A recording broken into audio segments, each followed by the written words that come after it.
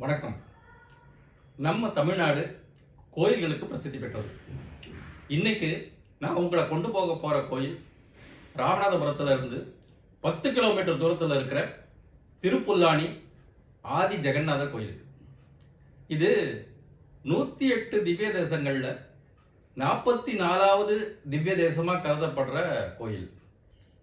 ஒரு காலத்தில் இந்த இடம் முழுசும் தர்ப புல்லால சூழ்ந்திருந்ததால இந்த இடம் புல்லாரண்ய கஷேத்திரம் அப்படின்னு சொல்லப்படுது. இந்த கோயில்ல 2 மூலவர், ஜெகநாதர் பெருமாள்னு சொல்லப்படுற ஆதி ஜெகநாதர், 2வது தர்ப சயன ராமர். உற்சவர் கல்யாண ஜெகநாதர், அம்மன் கல்யாணவல்லி பத்மாசினி. தல விருட்சம் அரசமரம், தீர்த்தம் ஹேம தீர்த்தம், சக்கர தீர்த்தம், ரத்னாகர தீர்த்தம். இந்த ஊரோட புராண பெயர் திருப்புல்லனை. முன்னொரு காலத்துல புல்லவர், காலவர், கண்ணவர்ன்ற 3 மகரிஷிங்க தர்பப்புல் நிரம்பியிருந்த ஒரு காட்டுல, அதாவது இப்ப கோயில் இருக்கிற இந்த இடத்துல திருமால வேண்டி கடுமையா தவம் செஞ்சுக்கிட்டு இருந்தாங்க. அந்த காலத்துல முனிவருங்க தவம் செய்யற போது அதை கலைக்கிறதுக்குன்னு 2 அசுரங்க வருவாங்க. இது அவங்களோட பழக்கம். அது மாதிரியே இவங்க 3 பேரையும் அசுரங்க துன்பப்படுத்திக்கிட்டே வந்தாங்க. இந்த மகரிஷிகளை காப்பாற்றுறதுக்காக திருமால் முதல்ல அரசமர ரூபத்திலையும், பிறகு ஸ்வரூபமா, அதாவது சங்கு சக்கரதாரியா அபயமுத்திரையோட இங்க ஆதி ஜெகநாத பெருமாளை காட்சி தந்ததா ஐதீகம். இந்த 3 முனிவர்களுக்காக திருமால் காட்சி கொடுத்த தலம் தான் இந்த திருப்புல்லானின்ற தலம். இங்க பிற்காலத்துல பத்மாசினி தாயாருக்கு தனியா ஒரு சன்னதியும் கட்டப்பட்டதா சொல்லப்படுது. இந்த கோயிலோட சிறப்பு அம்சம் என்னன்னா, இங்க ராமர் சயன நிலையில இருக்கிறது தான். திருமங்கை ஆழ்வார் தன்னை ஒரு பெண்ணாக பாவித்து இந்த தலத்து பெருமான மங்களாசாசனம் செய்திருக்கிறார். இவர் மட்டுமில்லாம ஆண்டாள், திருமழிசை ஆழ்வார், குலசேகர ஆழ்வார் ஆகிய 3 ஆழ்வார்களும் இந்த கோயிலிருந்து 4 கிலோமீட்டர் தூரத்தில் இருக்கிற சேதுபாலம்ன்ற இடத்தை பத்தி பாடியிருக்காங்க. காசியில பிந்து மாதவனாக இருக்கிற திருமால் அலகாபாத்ல வேணி மாதவனாகவும் இங்க சேது மாதவனாகவும் காட்சி தந்துகிட்டு இருக்கார். இந்த 3 மாதவ பெருமாள் மட்டுமில்லாம இன்னும் 2 மாதவ பெருமாள்களும் உண்டு. ஒன்னு கடப்பாவில் இருக்கிற குந்தி மாதவன், இன்னொன்னு பூரியில இருக்கிற நீல மாதவன். இந்த 5 மாதவனையும் நாம தரிசிக்கணும். இந்த பஞ்ச தலங்கள்ல பூரியில இருக்கிற ஜெகநாதரை விட 2 மடங்கு பெரியதா, அதாவது சிலையோட அளவு இங்க ஜெகநாதர் காட்சி கொடுக்கிறதால இந்த தலத்தை தட்ச ஜெகநாதம்னு சொல்றாங்க.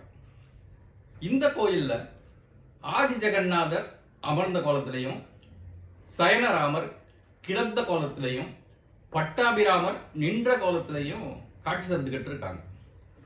இந்த தலத்துல திருமால 3 கோலத்திலையும் 5 வடிவங்களையும் நம்மால தரிசிக்க முடியும். பகவான் கிருஷ்ணர் பகவத்கீதையில மரங்கள்ல நான் அரச மரமா இருக்கேன்னு சொல்லியிருக்கார். அத்தகைய சிறப்பு பெற்ற அரச மரம் தான் இந்த தலத்தோட தல விருட்சமா இருக்கு. இந்த அரச மரம் சுவாமி சன்னதிக்கு பின்புறத்துல இருக்கு. திருமால் 3 முனிவர்களுக்கு முதல்ல அரச மர வடிவமா காட்சி கொடுத்ததால இந்த மரத்தை பக்தர்கள் மகாவிஷ்ணுவாகவே நினைச்சு வழிபடுறாங்க. பொதுவா பாத்தீங்கன்னா பெருமாள் தலங்கள்ல சுவாமி வருஷத்துல குறிப்பிட்ட சில நாட்கள்ல மட்டும்தான் தாயாரோட காட்சி தருவார். ஆனா இங்க சுவாமி எல்லா வாரமும் வெள்ளிக்கிழமை அன்னைக்கு தாயாரோட சேர்ந்து காட்சி கொடுக்கிறார்.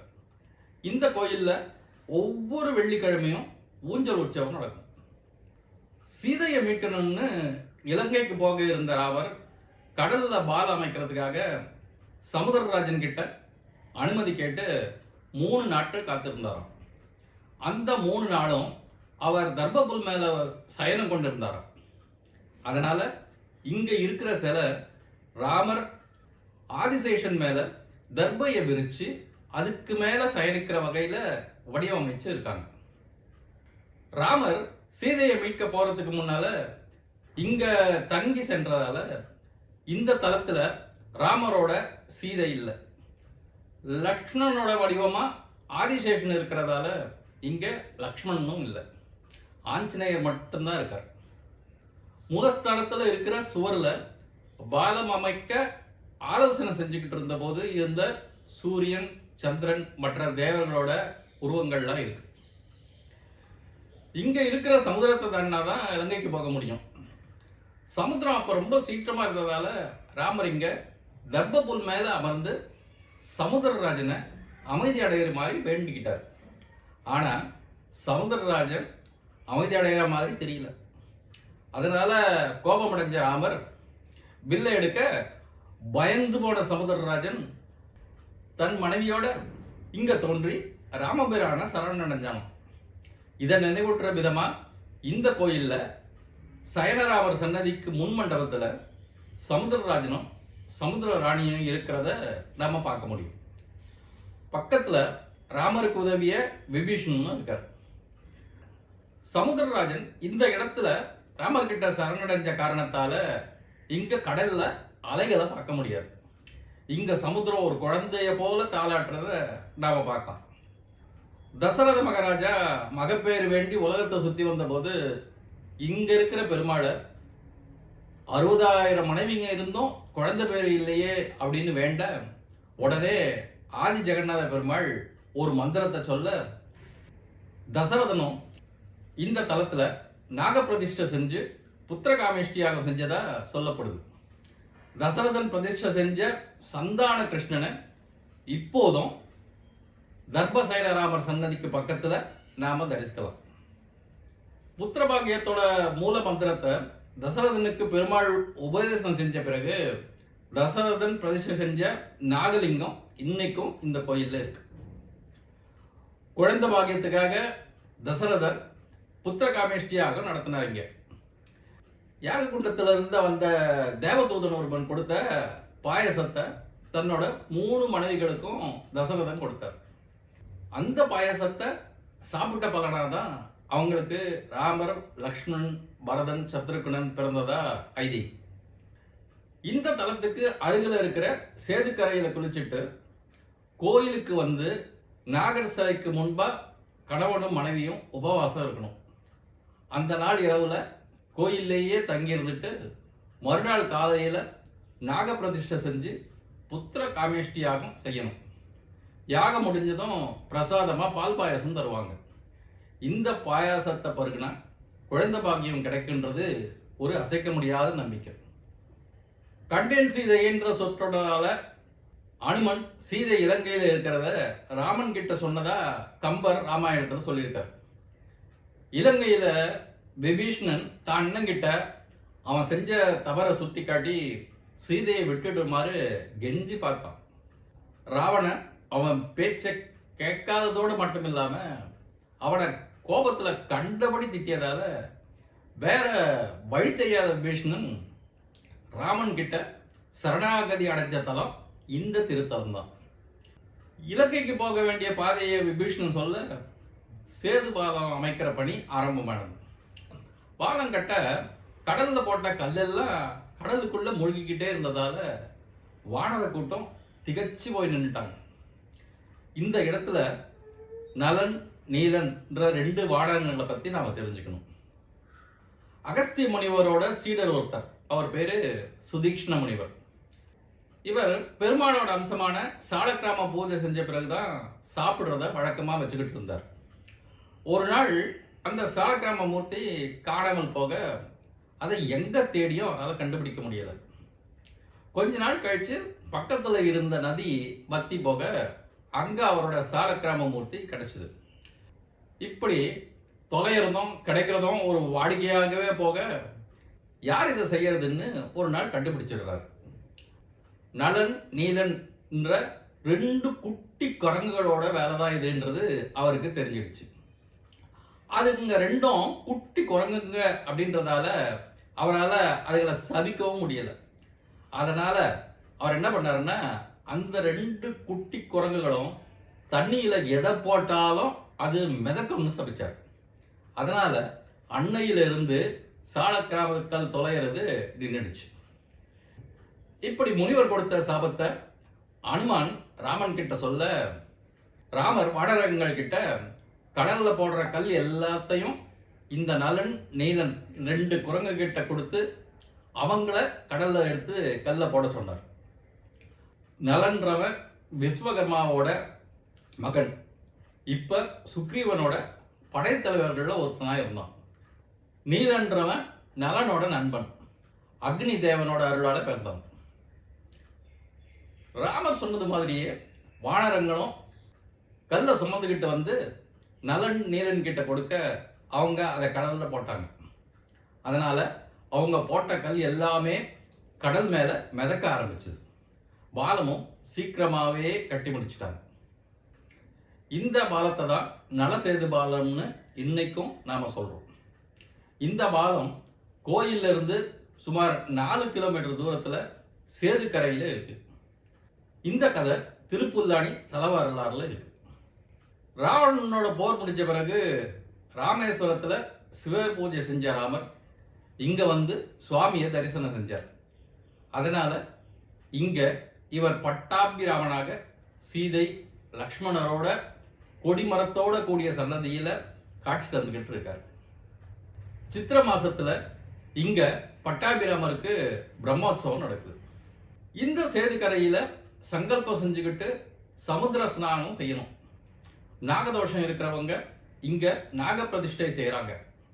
குழந்தை இல்லாதவங்களும் இங்க வந்து வேண்டிக்கிட்டு இங்க தர்ற பால் பாயாச பிரசாதத்தை சாப்பிடுறாங்க. வேண்டுதல் நிறைவேறின உடனே இங்க வந்து மறுபடியும் பெருமாளுக்கு பால் பாயாசத்தை நைவேத்தியமா படைக்கிறாங்க. பொதுவா மகாலட்சுமியா மடியில இருத்தி காட்சி தரக்கூடியவர் நரசிம்மர். இங்க ஸ்ரீதேவி பூதேவியோட காட்சி தந்துகிட்டு இருக்காரு. நரசிம்மரோட இந்த தரிசனம் ரொம்ப விசேஷமானது. இது மட்டும் இல்லாம ஜெகநாதர் சன்னதி கோஷ்டத்துல லக்ஷ்மி நரசிம்மரும் இருக்கிறார். பக்தங்க இவருக்கு சந்தன காப்பிட்டு வழிபடுறாங்க. ராமர் சீதையை மீட்க அருள் செய்யணும்னு இந்த ஜெகநாதரிடம் வேண்டதாகவும், திருமால் அவருக்கு ஒரு பானத்தை கொடுத்ததாகவும், அந்த பானத்தை தொடுத்துதான் ராமர் ராவணனை அழிச்சதாகவும் ஐதீகம்.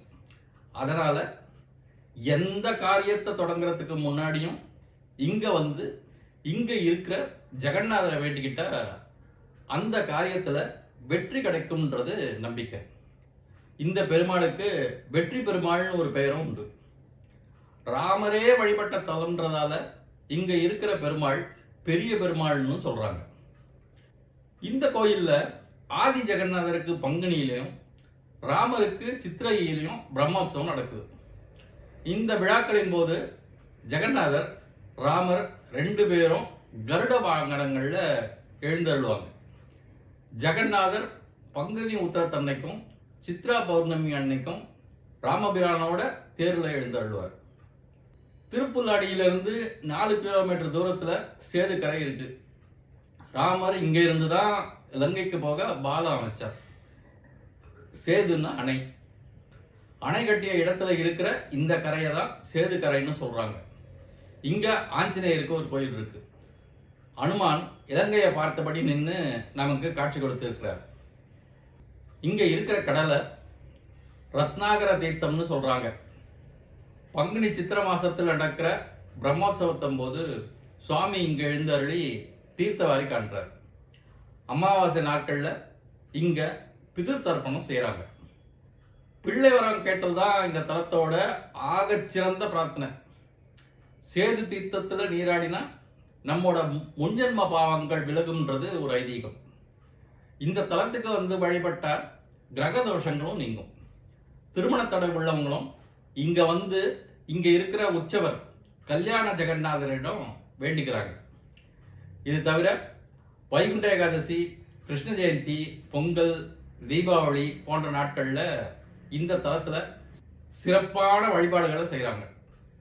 இந்த காணொலியை பார்த்துக்கிட்டு இருக்கிற ஒவ்வொருவரும் ஒரு முறையாவது இந்த தலத்துக்கு வந்து திருமாலின் அருளை பெற வேண்டி பிரார்த்தித்து நிறைவு செய்கிறேன். நன்றி, வணக்கம்.